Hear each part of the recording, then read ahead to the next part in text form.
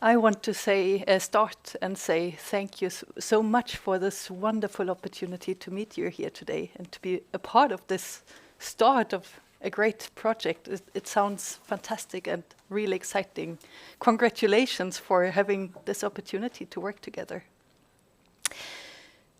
So my name is Kathrin Peters, or Anne-Kathrin Peters. I'm German. I'm working now as an associate professor at KTH, Royal Institute of Technology, with sustainability education, especially equality and social justice. That's my formal introduction, but I want to start with my personal story into all this. You might wonder, why technology education? Shouldn't we have someone with more broader scope here? Well, I started around 2000 studying computer science. I was in that study program, and I was thinking that computing technology is shaping the way we think, the way we live, the way our societies change. And I wanted to understand this and responsibly being a part of that. But then computing didn't really make sense. I dropped out, I came back, and it didn't really seem meaningful to me. So I became a teacher in mathematics and computer science. But then I also realized I didn't understand this. There was something weird about technology. So I became a teacher. I learned how students are, or I saw how students are socialized into a very narrow mindset doing technology, also contributing to major changes in our society. So that then, and I worked on equality. I saw that women might have, for example, difficulties becoming a part of it. But I also thought that this is very problematic from a sustainability point of view, where our society is screaming for more technical competence, more women should study computing. But then computing didn't care about the world. So I started to learn from different research communities about sustainability, in the community of future studies. I took years of leaving my disciplinary boundaries of computing and education, learning very broad about the issues that we're having. I established the Sustainability Initiative at Uppsala University.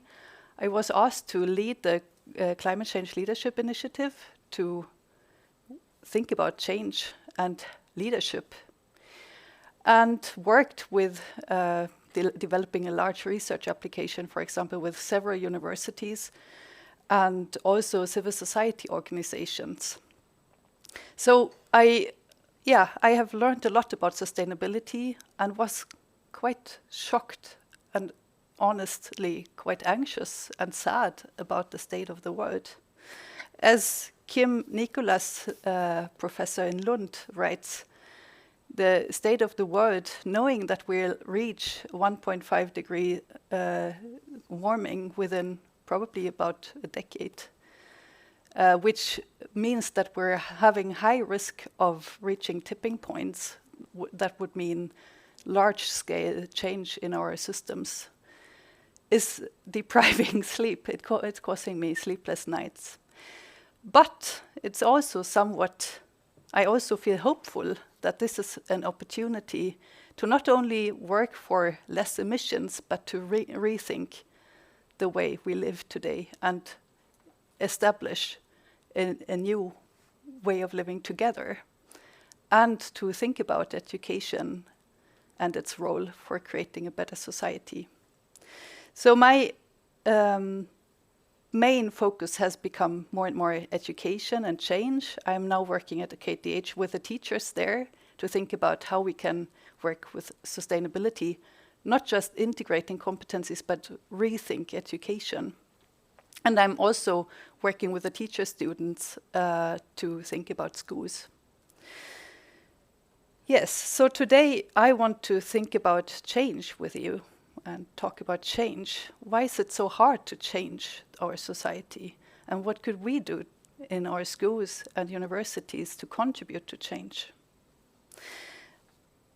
And I want to start with this article that is on its way to be published by very well-known climate scientists.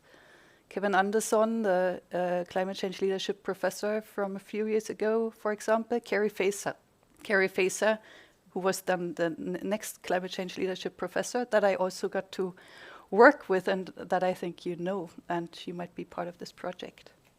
But they are asking, 3 decades of climate mitigation, why haven't we bent the global emissions curve? And they look at this from various perspectives.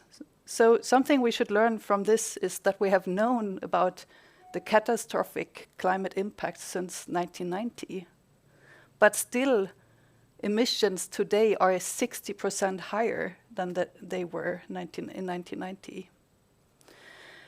And what they say is that the narrow techno-economic mindset is the fundamental problem. And that I can very much relate to, having looked at what we do in technology education.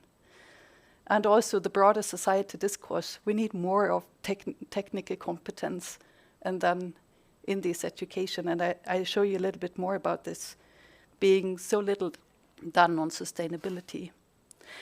And they say what we have known for a while and what also the IPCC has said in 2018. The IPCC is the Intergovernmental Panel on Climate Change. That if we want to limit global warming to 1.5 degrees Celsius, that number comes from the Paris Agreement, that requires rapid, far-reaching and unprecedented changes in all aspects of our society. So, what could be the role of education? First of all, I also want to say how, and that's also something the article says, that we need to think equality and climate change together, and that is not done enough. And I can also see that when I look at my research, we're thinking about women we need more women, but we don't think about the broader societal challenges that we're facing. If we look at emissions, about the richest 1% are currently emitting more than the poorest 50% of the people that are living on our globe. So it's highly, very much an issue of inequality. Also, those who are already suffering are the poorest, and they are not or hardly contributing to emissions so far.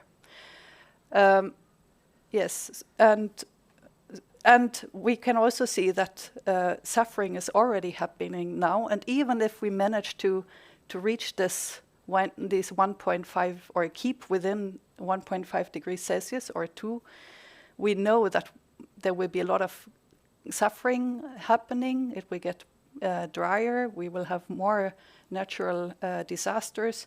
So we don't need to only mitigate, but we also need to become more resilient and learn to kind of protect our communities. Yes, but of course, and as I already tried to say, we're having many complex interrelated challenges, and we're not only facing climate change.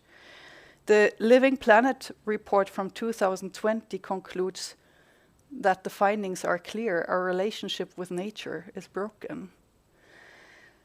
So I've been talking about global challenges, climate change. We are exploiting nature globally, but I also think we need to think about what we can do locally.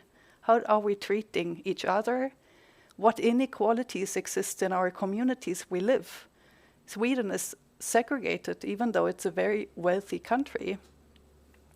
How do we live with nature, and how do we come to appreciate nature? So these are a bit of the dark and sad stories, I think, we're telling today. But there are also other stories to tell. As Carrie Facer, for example, says, these times are not just characterized by trouble. they are also and equally characterized by ingenuity and exploration, by invention and reinvention of ideas and old ideas. So I think that is something we should hold on to and also tell our students. These are very exciting times. We are in a position and situation where we can and are called to change and think about the ways we want to live together. Also, Kim says these are exciting times. We are changing our societies now. We should think also that we are living in times of change. So I propose we should ask fundamental questions together with our students. How do we want to live and care for each other and for nature and for other than humans, the animals that are around us? What can be the role and purpose of universities and schools, of research and education? And how can we use and really develop technology in a different way? We're talking about digitalization, but how is it really helping us as a society? I'm bringing this question up because I think there is quite a focus on technology. So then I think we need to think about how we really use it and what we use it for. I am really inspired by a program called Connected Communities, which is actually also led by Carrie Facer in Great Britain. The reason why I'm inspired is because it is asking us, or it is about what we can do locally to contribute to sustainability and to become more resilient. What are the communities we are part of, where we can learn to live with each other and care for each other? And how could schools and education institutions become a part of this and contribute to meaningful activities and to development towards sustainability and resilience, thinking about and promoting more sustainable ways of living? And what could be the role of researchers in this? It could be to allow to find answers and find questions that are relevant for these communities. Yes. Also, I think what is important is that, as I already also pointed to, is that climate change is only one challenge along many other challenges. And what we do to contribute to climate change needs to speak to the other local challenges that we're facing in communities, for example, poverty or inequalities. So I'm wondering, what communities are you a part of, and could you develop through your school environments, for example? Yet, I can see that universities are developing also in a different way today.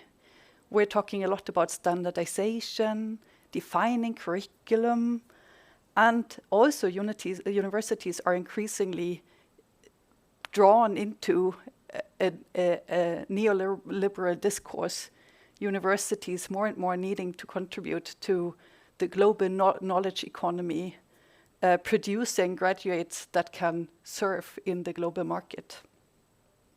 Students, and I have analyzed policies for higher education, and I was quite shocked. These students are not seen as citizens or human beings, but rather as raw materials that can be formed and shaped to fit industry needs, and materials in some kind of a production process, or also consumers in a market, but that should make the right decisions, of course, in their trajectories. But, so this is a bit depressing, but I think we should also keep in mind that higher education institutions have some choice in how they enact these policies and possibly resist these policies. Where are the empty spots that you could do something different? And students also vary in the extent to which they take up, negotiate, and resist policy discourse. So I think we need to see that we also have agency to call for change and support the students to resist these dominant discourses.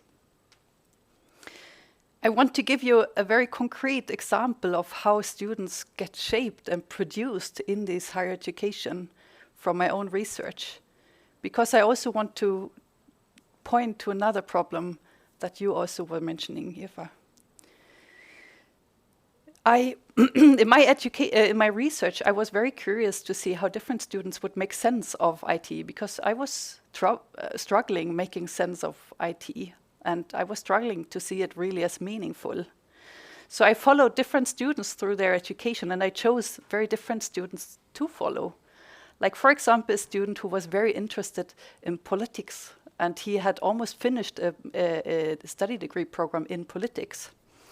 He was then entering computing because he was thinking he wouldn't get a job only with this political background. So I was really curious about how this student would make sense of computing, someone who was really interested in politics. And in the first year, when we met, I met them every year, he was saying, well, the connection between computing and politics is obvious. Computing is changing our world, so I can do computing in a different way compared to someone who doesn't understand politics. And I thought, yes, that's true. And I was really curious, how would such a student then develop and use computing? Well, when I met him in the second year, he wasn't talking about politics anymore. And I asked him, what happened last year? You talked to me about politics. And he said, well, no, I'm not thinking so much about politics anymore. Now I'm mostly interested in back-end programming, the really technical, the difficult problems. It's hardly noticeable, it's hardly visible. You do technical, the back-end. And then I was thinking, okay, maybe later on it comes, because the first courses are very technical, and then in the third year they take the human-computer interaction course, introducing human aspects. But at that time, the students were so indoctrinated, oriented towards these technologies, that he then said, no, I don't want to combine this anymore. I think one misses a lot when combining politics and computer science. Political science is about discussion without getting anywhere. The only way to come to a point of right or wrong is to look at reality. In computer science, it often feels like I want to do a slightly better solution. Can I do this algorithm slightly faster? This is a theoretical, a natural science discipline. One can always test the solution in a very small, secure environment. So what I can see is that we are reproducing silos in universities, and it's not like this one example. It is one example demonstrating and showing quite clearly what I see is happening in our higher education. We're producing silos, and the students are not reflecting on this. And also we're like producing competencies that are useful to go into industry, like doing these technical competencies, but not being critical about what we actually are doing. And these students, having studied, are likely to get into management positions once they come out. But change is on its way. We wanted to talk about change, and in many universities we're currently pushed to include sustainability, or we are really believing and working with sustainability competencies. The United Nations have had a decade of education for sustainable development, as you probably know. But they say that it is of major importance to learn about sustainable development, because without learning for sustainable development, we won't create this paradigm shift that is needed. We should integrate the principles, values, and practices of sustainable development into all aspects of learning and education, which is also something you were showing us. All individuals and societies must be equipped and empowered by knowledge, skills, and values. that empower them to contribute to sustainable development. I think this is fantastic. This is really exciting. On the other hand, I can also wonder, how will this happen? It doesn't talk about norms and values. I think we really need to engage in these norms and values and think about how we can work with these competencies together with the students. Also, if we think of the students that are out on the street, many of these students know a lot about sustainable development. The youth are leading the climate movement to some extent. We can call them as leaders in this movement. So what then would education for sustainable development actually mean? How can we do this? Many youth or young people are quite desperate about and anxious about what's happening, asking action. And now we're standing in the classroom telling them to learn about this so that they in the future are capable of contributing, which is when it is too late. I mean, we shouldn't think of things being too late, but we need to change society today.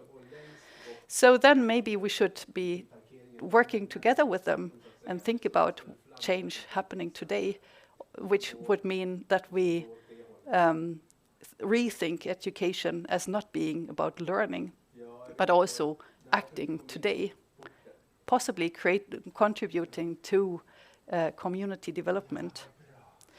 Also, we need to think about emotions and take those seriously, which is something I think we're not used to doing. Many young people are very anxious and sad about what's happening and hopeless also. How do we deal with this? And Maria Oyala says that hope is a positive emotion and an existential must that needs to be cultivated. We cannot only tell about these depressing stories that I told you in the beginning, because many young students might also already know about this. We don't really know what sustainable practices might look like because we are to create them. So then that really questions how we can understand education and do this. And I think we need to include students and question power relations in the classrooms. We need to do this together. So we need to cultivate hope by showing that another way of being is possible, by encouraging trustful relationships, and by giving young people the opportunity to concretely work together for change. So then it might be learning by doing. And here I think again about the communities we're engaged with that we can perhaps use as a context to work with the students. So what I'm saying is that then education needs to be reconceived, not only as something being about learning certain given competencies that are defined by some people, but that are defined by all of us, also allowing for agency and novelty. So we can understand education as going beyond curriculum, training, and qualification. And there is some people who have been writing about this, like Kathrin Hohlfelder and Biesta, who have developed a term called subjectification, which is about the individual coming into the world with the environment being other peers, the teacher, but also local community, for example. We need to give the students a sense of agency and hope. And Deborah Osberg says that education can be a place in which students meet and that allows students to experience and experiment with the possibility of the impossible. So we can, and that comes from future studies, educators, diverse people come together and are allowed to think about what the sustainable futures could look like. So we're not, and that is then an orientation towards the future, we're not only thinking about what's what is going wrong now, but education can be a place where diverse people come together and think about, so what should then sustainable ways of living look like? How do you want to live? And allowing students to experience and experiment with the possibility of the impossible or not yet imagined. So here education can be innovative, inventive, creative, giving agency, and really utilizing that we have such different experiences and backgrounds in the classroom, like a political science student or a student interested in arts, using them to tell stories about the future and the present together, using these different experiences and ideas.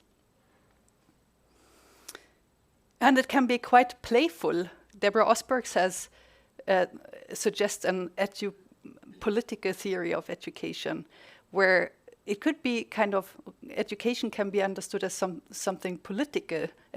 Students are invited to think about the future. What should life be what should it look like? But education can also be playful. No decisions need to be made. So all can be invited to imagine life in a very open and experimental way, which I think is quite inspirational. Finally, or not finally, but I want to say that there is so much exciting happen. There are educators who are experimenting and opening up their classrooms, which really gives me hope. And I want to tell you about two stories that I can see, my personal stories, and I would be really curious to hear about your stories and experiences from your classrooms and schools and environments. So, for example, I have been teaching in a course called IT and Society, where students are working with a hospital. And the hospital then comes to our classroom and says, we wonder, for example, how can patients be made more involved in their healthcare processes? Giving a really open-ended question. And then we encourage the students to think about their questions, their concerns, their experiences that they can, and ask them to use them to work or for the hospital and with the hospital, talking to nurses, doctors, talking to politicians and patients. So we really encourage them to build on their diverse experiences and see learning as something that emerges as the students engage in conversations among each other, with us and the hospital staff, which is quite, I find very beautiful, because the students really take leadership and ownership, and I'm every year amazed by what the students come up with. And I also see that the students need support, because sometimes these students are very insecure. It's very different. They can't handle these non-instructions. They are asking for, so what should I do? And we say, we don't know what you should do. Do what you find meaningful. And then they might even say to the hospital, we have found you should do like this. And last year we had the hospital saying, no, this is not important to us. Do this. And then we said, no, you seem to have good ideas. Continue following these ideas. And then in the final presentation, the students were able to argue for the same idea, but in a better way, since they had worked with the hospital. And suddenly the hospital said, you are right, we should really work with this. And now this project has become this year's class topic. So the hospital kind of got a new question from the students and brought it to the next course, to the new students. So I think we can really establish processes, joint collaborations through education. But of course, the challenge here is that this is a very open course. It's difficult to argue for the value and what students will learn, which doesn't quite fit into this dominant discourse of we need to describe and curriculum and really exactly describe all the things that the students should get out of it. And the students also ask for, they want to have these courses where they are explicitly said what they should learn, how to pass the the test. So actually we have mostly exchange students in these courses. Our students who are very interested in the technical competencies, they don't see this course very valuable, which is another, again, a question of norms and values. How do we socialize our students in education? Is it about ticking boxes, or is it about becoming a part of like joint meaningful action and learning, really taking responsibility also? Another example is what I am now a part of, and it's developing at KTH, where we work with challenge-driven education, and that is meant to be complex societal questions with actors outside of universities. Again, that then students work together with these external organizations or partners. And here we work with the Swedish North, who are wondering how can they make education more meaningful, collaborating with us on challenge-driven education, which is what we have a lot of experience with. So we are now also thinking about creating digital classrooms, connecting people in the north of Sweden, where a lot of sustainability transitions are happening now, around energy and these things, but students moving away. So they have difficulties having students there who are like, drawn towards the bigger cities. So they are interested in making relevant education, creating relevant education that is not only relevant for the students, but also for local development, which I think is quite exciting. But there's also things going on in schools that I could talk about more. But I think you might have wonderful stories to tell also. So what have I then talked about today? Wrapping up, I ask you, what environments for change are you part of? What environments do you want to engage and contribute to making it fruitful environments? What environments could you create? Who are the people who you could be working with, who perhaps share your ideas of education, or possibly my ideas, and which of course are ideas that many others also share, other researchers. I really encourage you and us to think about fundamental questions. How do we want to live and care for each other? What might we create in the futures? If we can't think of inspiring examples in the present, we should think about the future. And what is the role, the purpose of education and universities? How can they be most relevant in these times of change and crises? And then I have talked a little bit about perspectives, conceptions of education that I think are a bit, rather not dominant yet, rather marginally, but they exist and people experiment and play with these conceptions of education. Seeing learning as emergent as we engage in climate action, for example, or action in local communities, beyond training that which we already know, allowing for new ways of knowing to emerge. I have talked about the value of education as a democratic learning space, inviting various people to come together around not only shared matters of facts, but shared matters of concern. And I really think that education institutions needs to reconnect to local communities. We cannot teach out abstract knowledge, talking to these young people who might be very anxious and see the need for urgent change, as everyone sees. We need to create and cultivate hope through joint action. that's what I thought I want to tell you and talk more about. Thank you.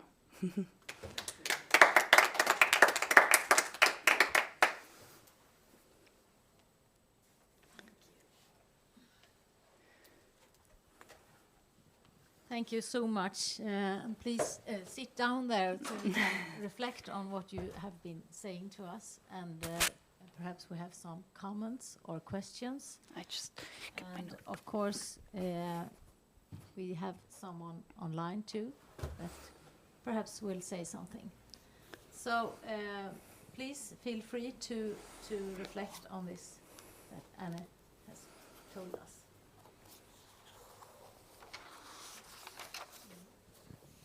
I want to ask you a question. What change do you yourself see needed if we are going to survive? I think we need a deep relationship to nature, and we need to really learn to value nature, and I think that's really important. And somehow I think our society orients more and more towards technologies. When I see my son being in first grade now, and every kid gets an iPad, learning there. I see the point that young kids already need to kind of learn to live in this technical or digital society. I see that need, but I also think it is so important to really get connections or connected to nature, and see the value and really vistas in naturen. So really, be out and also learn in and from with nature. I think we need various classrooms. So I think that is something really important. And then, of course, we need new lifestyles, radically new. Most of us, I think, are in a position that we emit way too much, like 4 times as much as we should be. So we need to cut, and that's, I think, sometimes I think there is like this dominant discourse that we need to kind of refrain from certain activities, and like this cutting, and we should kind of avstå, we should kind of let go of lifestyles, and this could be kind of we should not have 2 cars, and that's something we should sacrifice for being able to survive. But I think it's also a chance to. It's not necessarily that it's about sacrificing. I think it is about thinking what is really important to us and living life that is more according to these core values, which I think, because I think no one or very few would say it is to have 2 cars or 3. I was cycling with 2 kids in a stroller. I don't have a car, and but I also thought thing takes so much time, and I can kind of feel maybe I should have a car, because then I can kind of keep up, and we can go dancing, and we can do this and that, as all the other, or so many other parents are doing.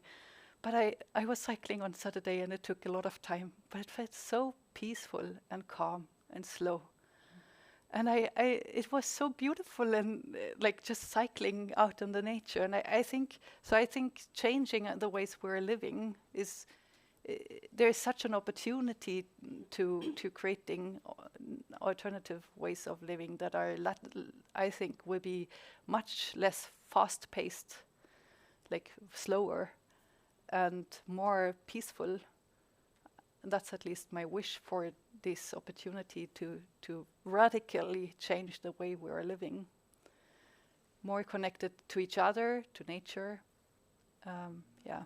and less value on consumption. Yeah. But we are up against strong forces that are planning something else for future. I just said we are. I mean, of course, what you're saying is good, but we are up against very, very big forces that don't want you to cycle, that don't want you to be happy, that want you to crave for more cars and more clothes and more travels and more flights and more whatever. So we don't even have. I mean, we don't even have 10 years. If we don't bend the curve this year, we are doomed. And yeah, maybe someone else wants to be more positive. Yeah, I mean, but I think, and that is also maybe about storytelling and what I said. Like we have dominant discourse that we need to change, but these. And that might but marginal discourses or alternative discourses already exist. There also exists alternatives to universities. And Carrie Facer, for example, argues that if universities don't change and become relevant, then other institutions, learning institutions, might become more relevant for these times. So I think alternatives exist, and it also depends on the stories we are telling. And I think we just should see that we are in times of change, even if we are seeing it's too slow, but we know we need to change. And many people are recognizing that, and there are a lot of initiatives happening around the world. First, I was kind of starting to collect all the beautiful things that are happening, but of course, I could spend the whole day on that. And I think we can see that we have agency, and we have like the wind is blowing in the right direction. People are asking for alternative ways of living and change. So my hope still is that we will manage looking and seeing resistance, seeing new ideas, being creative together, and learning really to live together and with each other. Yeah. I think what you said now is very interesting, since we are working with Storyline, which is about working with stories in school. And I totally agree. Our only chance is to tell another story. That is so important. So keep cycling and tell the story. I could say something that is more hopeful, I think. And that is our children and the young people of today. And I saw that students who they were in a storyline in a storyline they were trying to learn to get to know a tree. And from the beginning, they saw the trees as not living organisms. And after 6 weeks, they saw the trees as their best friends. They hugged the trees and they wanted to be close to the trees, and they said that the trees are just like us. It's just that they can't move and they can't talk. Otherwise, they are just like us. And they were very hopeful. And I think this is some kind of hope for us to see that the children can change so fast.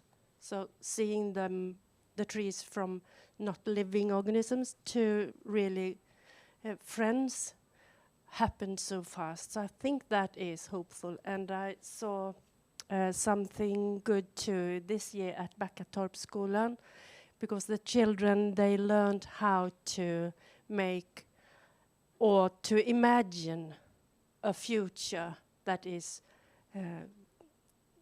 environmental friendly. So I think they are our hope. I just wanted to add that. I think it would be lovely also if you share these stories through this project. I think that's the aim, right? The stories that you create together with the kids. Yeah, that can be very powerful, I think, for both those involved, but also for others, seeing this, giving others hope who are not part of this project. Thank you for your wonderful presentation. Already when you were presenting, I was thinking about Joy Palmer's tree model from back in the 80s, learning in and about and for the nature. And mostly when I'm talking with teachers, and I ask them to tell what they are doing and what the children are learning about sustainable development, the ecology part of it, and they are telling about how they are putting lights out and sorting trash and that sort of things, and they don't remember to tell all the things they are doing, and the children are learning about these two other parts, learning in nature and learning about nature, and how important these parts are. The learning for nature is almost always something they are talking about, and in my way, they are forgetting the most important parts that I know they are doing, but they don't think that they are equally important about talking about sustainable development. And when we were telling about the course, the wonderful course about the collaboration with the healthcare, and I was again thinking it's important for me about the learning part and the learning aims, and how we are collaborating the learning aims for each course. I think we have to wrap up the courses and think and make the learning aims very clear and communicating at what are the learning aims. And I think this concerns all school stages, and not focusing only on knowledge things and things like that are easy to test, but equally about, or even more about, values and reflection and collaboration and that sort of things, and write them out, these learning aims, and communicate with the children, with the student, with the parents, and all parts, and lift up these parts, and hopefully the children and the parents and all society also learns that these things are equally important, that the knowledge part and the checking out boxes part. And yeah, that's my reflection. Yeah. Then I also think, like, I have a project on emotions in, like, with computing students who learn then about sustainability.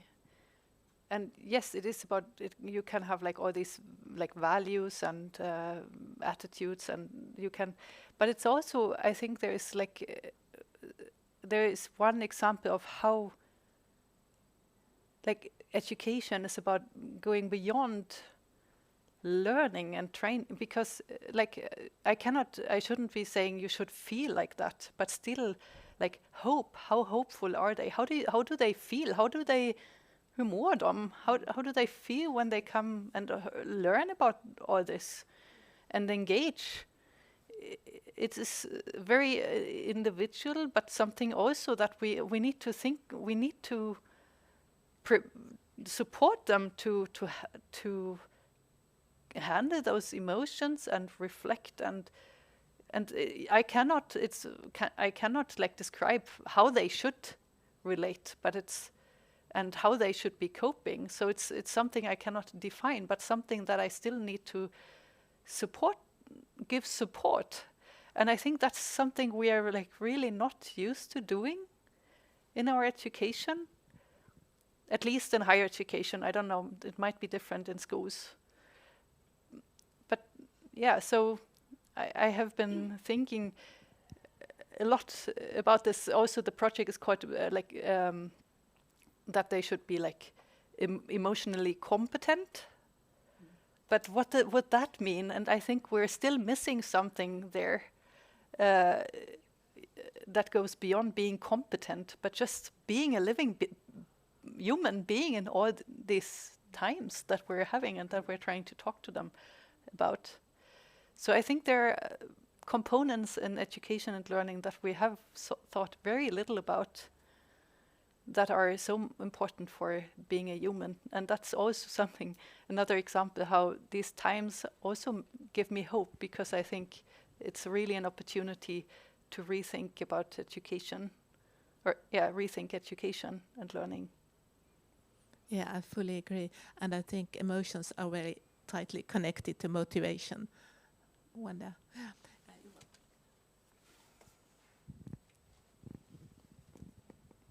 Yes, I will add something about the role of the teacher. And I think it's about the relational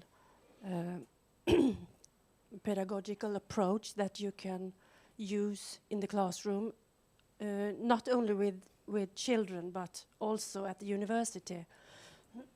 Sorry.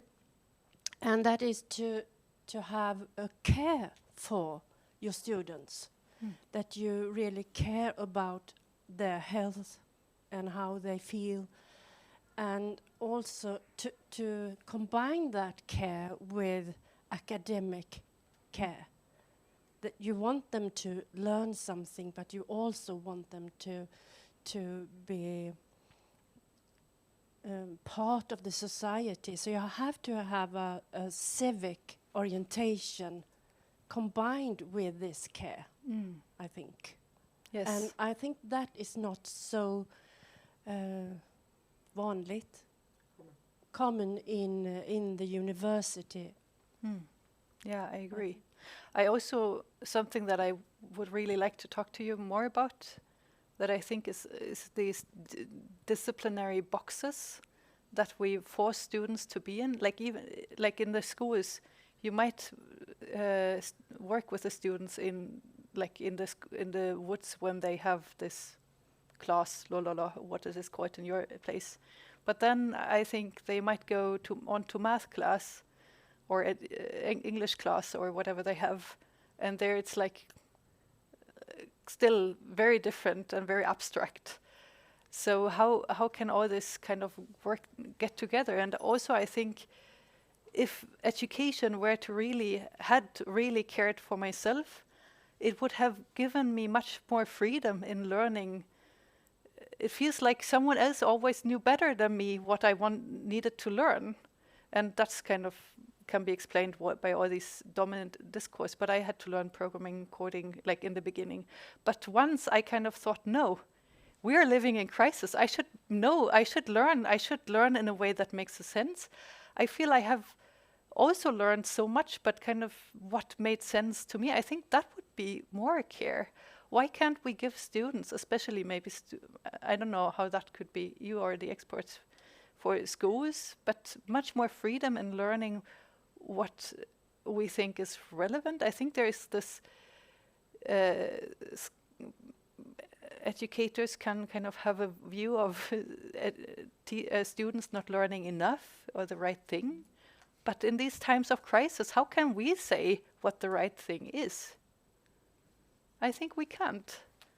Or maybe we can to some extent, but I think we need, and that's also like if we look at this education beyond training curriculum, I think we need to give much more freedom for ethical reasons, because to society's transformation, we don't know what it will look like. As you said, we should see that we need to change society rapidly and in all aspects of society in a very strong way.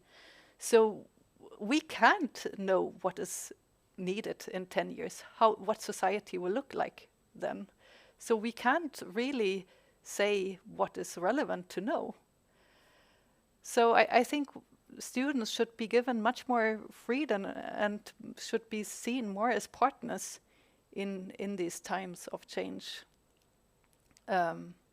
developing this society and also reflecting on what's going on in the world.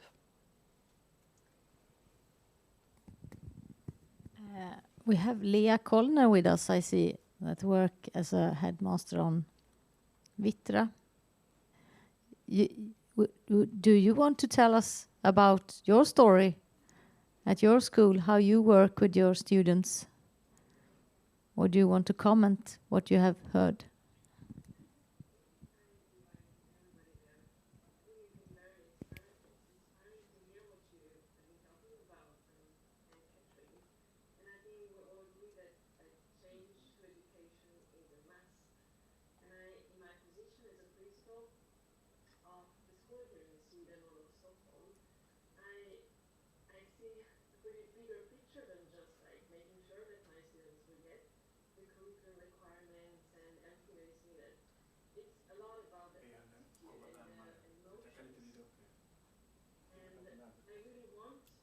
Can you go a little bit close to the microphone so we'll hear you better?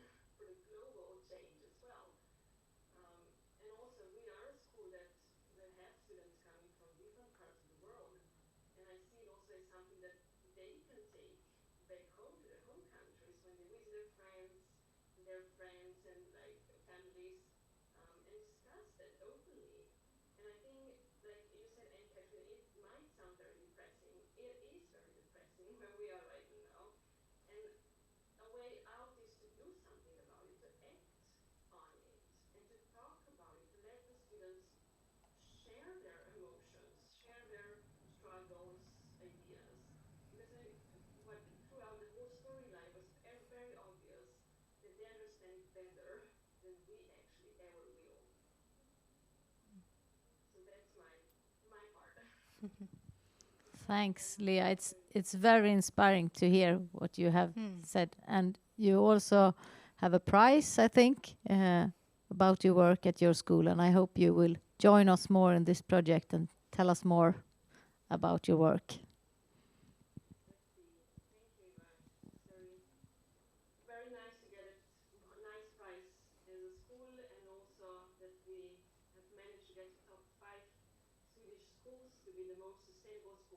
failed for this year. I think it's also thanks to storyline, because it has made us like find a way to really act and let the students to be a part of that. Yeah, I think, thank you so much for sharing. I think that was really wonderful to hear. I also think, like, as you said, what was her name again? I didn't catch. Eva. Her name? Lea. Leah. Yes, like, as she said, students know so much. I think we also should, like, come together as colleagues to think about what we should do. I recently did a workshop at KTH to, like, collecting all the colleagues to think about future education. Like, what do we together, and we could do this, of course, together with students, but like creating collegiate processes of, like, of change. Like, where do we think we are going and should be going? What ideas do we believe in? And I think once we have kind of created futures that we believe in together, I think we can take steps also as individuals in different classrooms, and then kind of going together. So I think, yeah, we traditionally, educators, are in a power position, deciding what should be done and creating those spaces. So I think we are especially, we should be especially thinking also about ourselves, what we could do in these structures that we're part of. Maybe, yeah, it is at least as important as thinking about the students and what they should be doing. Yes. So I think that's something we can do. And also I think having students from abroad is quite interesting. So we are working with African colleagues from universities who were also part of this workshop. And I realized I had done this introduction talking about, the dramatic situation as we're in, but saying also that we can tell other stories of change and experimentation. And this is like part of this is what we're going to do. And then afterwards, after the workshop, I talked to one of the African colleagues who said, we in Africa, we're a bit behind. We are not maybe thinking so much about climate change. To be honest, we are still very concerned to have enough food. And I realized I kind of at that time failed a bit to really take in the different perspectives, silencing this person, not really seeing that. So I think we really need to work on how we create classrooms and learning environments where we really allow different people to come with their worries and their concerns, as I think like climate change is pressing, but it's not the only concern that we are having. I think when you talk now, it seems like you are very much into storyline. It Yes. seems like storyline fits in everything you say, and that is very good. And actually, when you tell this about your African experience, I had a workshop with headmasters in Uganda, Swedish and Ugandan headmasters doing a storyline about sustainable development, and they were acting as citizens in a society. And what struck me there was that all the Swedish headmasters, they were thinking about environmental issues.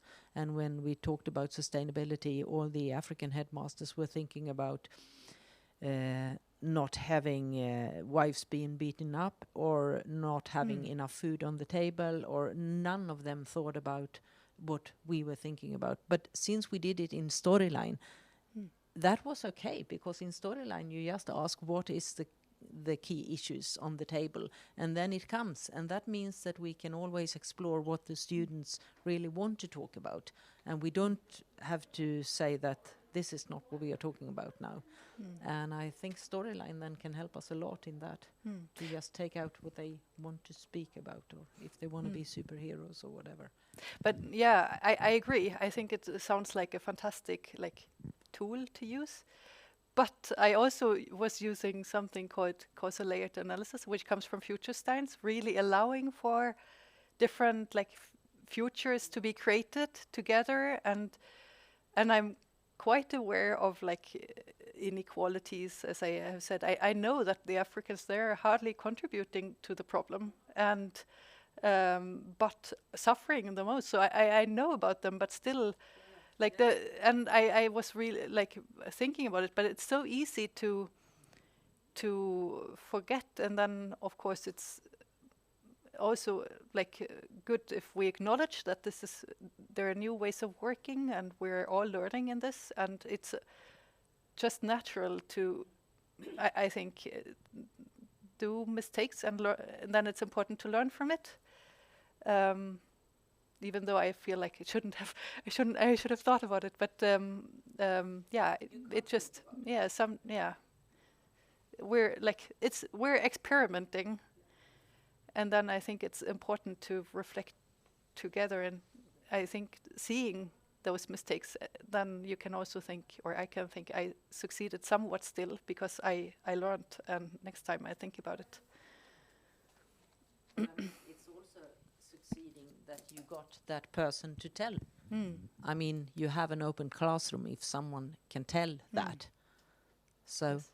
that wasn't a failure, I think. It was a success in one way. I can be a bit harsh on myself. We also have Slovenian with us. We have Katja and Mateja in Slovenian. Do you want to say something or tell us a little bit of your story?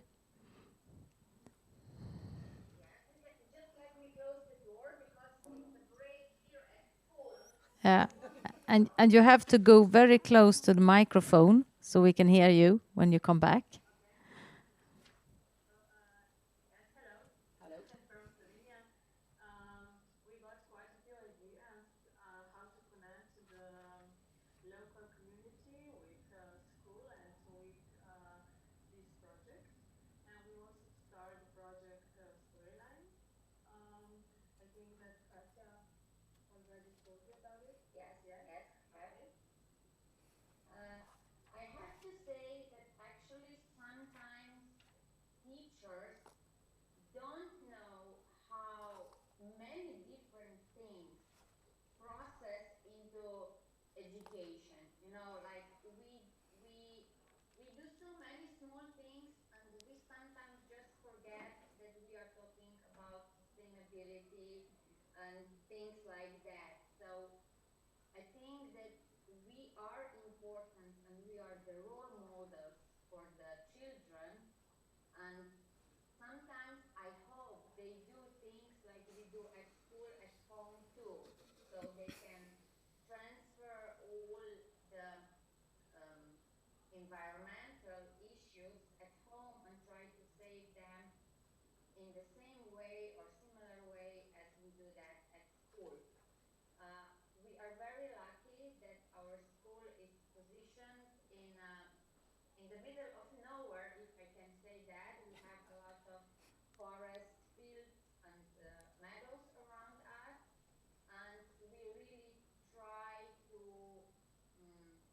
live, work, learn, and teach with nature. So some of you already know most of our projects, and I think we can be very proud that we are working hard and we are trying, but there is still a lot of room for more things to compose into our education.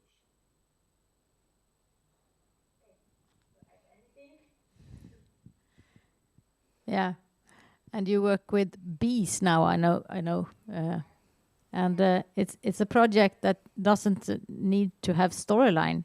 So this approach, we can use it, and we can also do many other things besides of that approach. So I I think it's very inspiring to listen that we need to act and we need to have the encourage to do something else in school than just do what the curriculum said in a little bit. We have another bit in the curriculum that say that you should work with this and let that kind of stuff have more place in our school. So I feel that I have some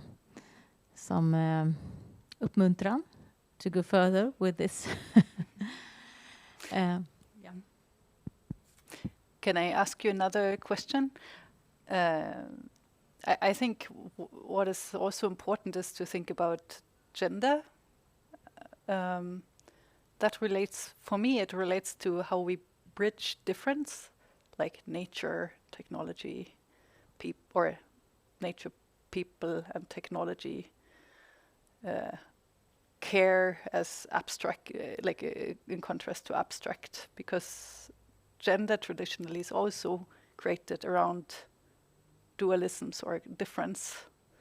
So what do you think, and have you thought about gender in any way in your project?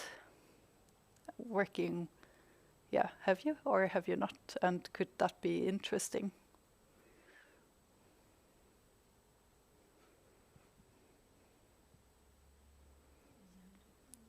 And so one would be concrete on gender, but also how have you thought about differences and how you can bridge difference? And then, of course, you seem to have worked with and thought about cross-disciplinary. Gender for me is that each person can do whatever they want to do without the gender. So when we work with imagine the future, for example, our children do an island, they can make their characters and think about he or her wants to do. And there you have the opportunities to discuss the gender problematic if there are any. So it's an opportunity for the teachers to let everyone become what they want to be, no matter gender. And of course, this is in a Swedish context where you can be everything. It's not so in the whole world, but we can think of what could we do if we want to do this and this in our lives. So yes, in Solway we work with gender in different ways, I think, in a storyline. Because I could imagine it to be quite gendered. I mean, just listening to my son, who is 7 years old, I'm quite, sometimes I'm so worried and in thoughts, hearing him like talk about, oh, now I don't like pink. And then I know where it's coming from. It's like being socialized into. So and then I wonder, like, what are the stories produced, and how could you perhaps make sure that you're like producing different stories, allowing for different experiences to come in, and also seeing and possibly working with gender, reflecting. Yeah. I think if every Swedish teacher were following the curriculum, we would be working with gender in every aspect. But teachers are human beings, so unfortunately that is not decided for anyone. There is every possibility to work with this in storyline, and we have done so before.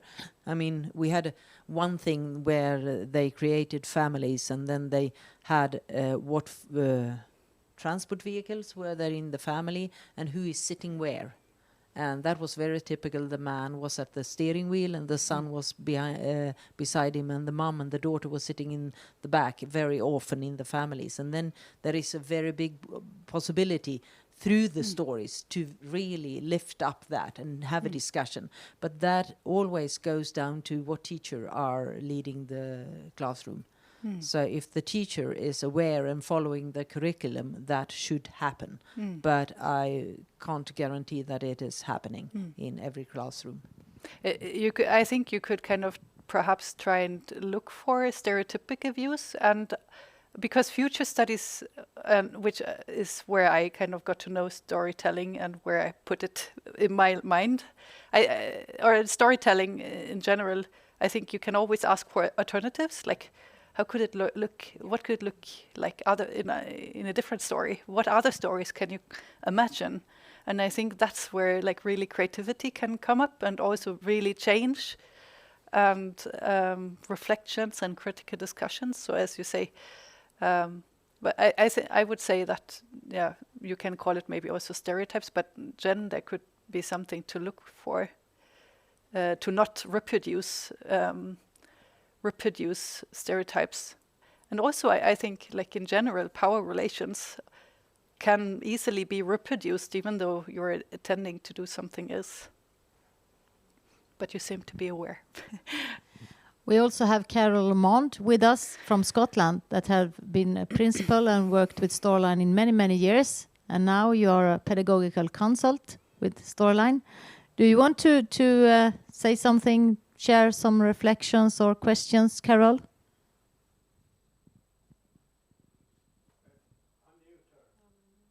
You have to put on your microphone, Carol. Can you hear me now? Yeah, we hear you. Yes, okay. Thank you very much, Eva. And thank you so much for such a very thought-provoking presentation, and one for a lot of reflection.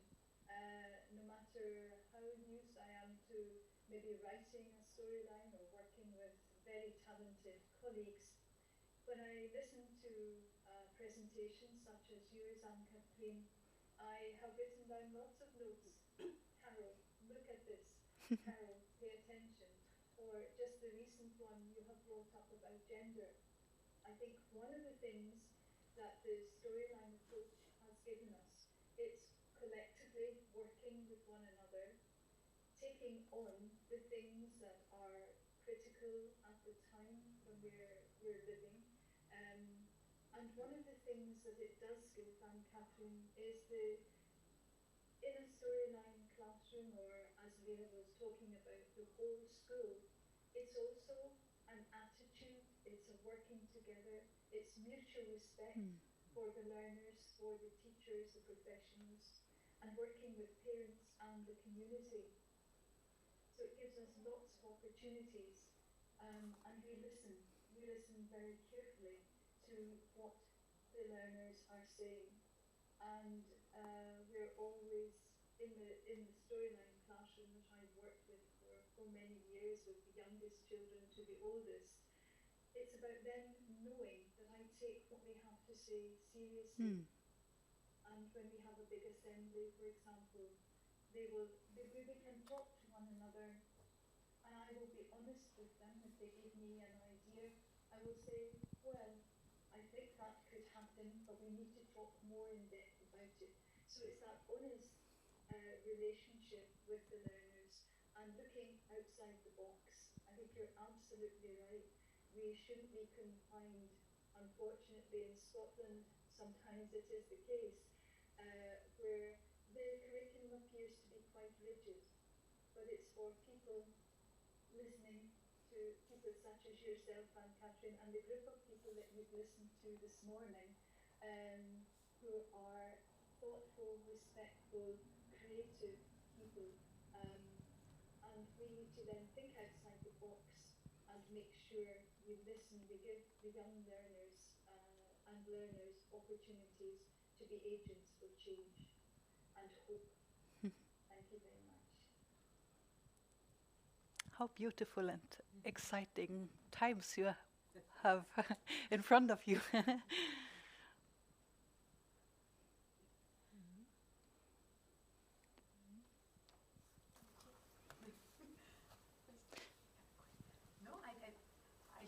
can you come and sit here? I can come. Public transport took a long time from the airport for me. But I have been thinking very much about this whole culturally dependent we are on our approach. When you brought up about your experience with Africa, an African perspective, I thought about that with the environmental perspective, because we in Norway and Sweden, I believe, we're very much into, we have to get out into nature, we have to, touch it and be part of it. And I have colleagues that tell me, their students or their pupils do not get outside of a concrete environment. They maybe, if they're lucky, they're transported for one day into something that doesn't have concrete under their feet. So I'm thinking, how can or we as a group or as educators, make that connection to nature when nature is physically not near them? And that's when I put in the technical. Is there technology that can help with this? Can they become aware? So those are things that I'm back here thinking, yeah, those cultural differences are important for this project that we're in.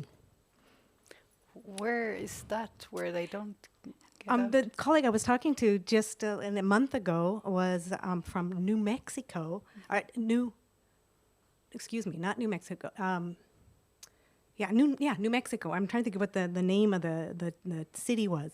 And she was telling me about her husband's job is some sort of like a, what we would call like an outdoor school here.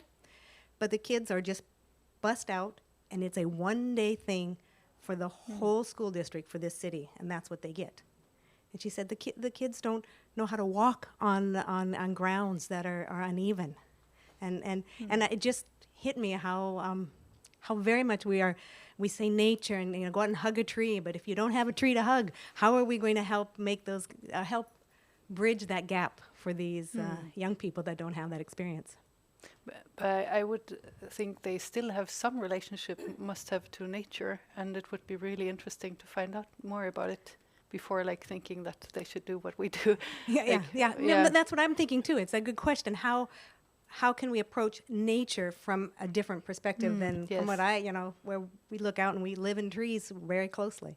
So that's what I've been thinking back here about. Interesting.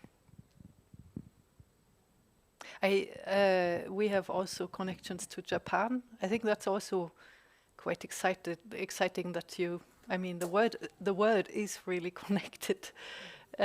So we talked to them, and recently I was kind of organizing that we would join Fridays for Future, and we were talking then to them, and we're saying that, how about Fridays for Future in Japan? And she was like, no, we don't demonstrate here. There's just so much pollution. But we don't demonstrate. And that was also quite interesting to hear. I mean, they are faced with a lot of pollution, and there are many people dying from pollution, which we don't talk about those numbers. We have talked a lot about corona, but not about people dying from sustainability issues already. But yeah, so they don't go out because of pollution. And how can you? I think we probably need to be quite sensitive then, working together, thinking about nature in these different contexts. That must be quite a challenge I haven't thought about yet. I haven't an answer either. It's more just hit me as how so often we assume from where we come from. And yes. And that's where I also, when I came in, you talked often about this relationship with each other. How do we take care of each other? And there is where I see could be an interesting connection, not to take nature or the environment out of the picture, but to start with the interrelational aspect first, and then that could be an easier touch. And I think that's maybe a more near entrance into this whole big picture of environmental or climate crisis. Yes, and I also think taking care of each other, and then I think we can see that there is so great inequalities, and then you come into all these crises are interrelated, but then you can think of how much do I really need to consume, and how come this person has so little, and what about my lifestyle? And you can contextualize it then with these broader issues of climate change, and how could we change, or what should be other ways of living? Like I really like this storyline approach, also storytelling, and also I think thinking about the futures, not the future, but futures, I think is really valuable.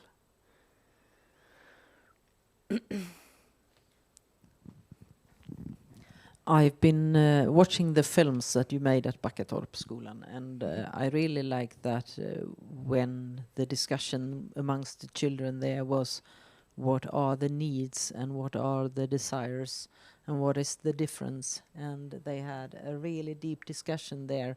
Do we really need heated floors?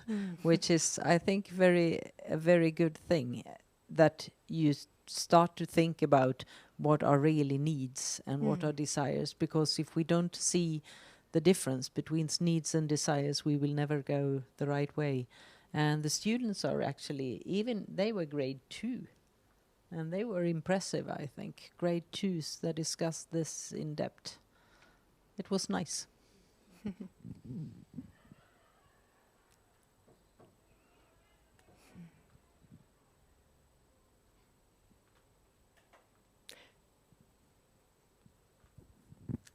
Okay.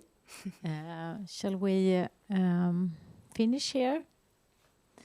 I think it has been a great discussion, and many thanks for you to come here to us.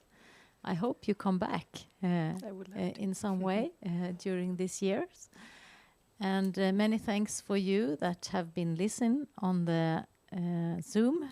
We will have a little more information for us all before we end this event. So please stay still on Zoom. But many thanks to Thank you so much.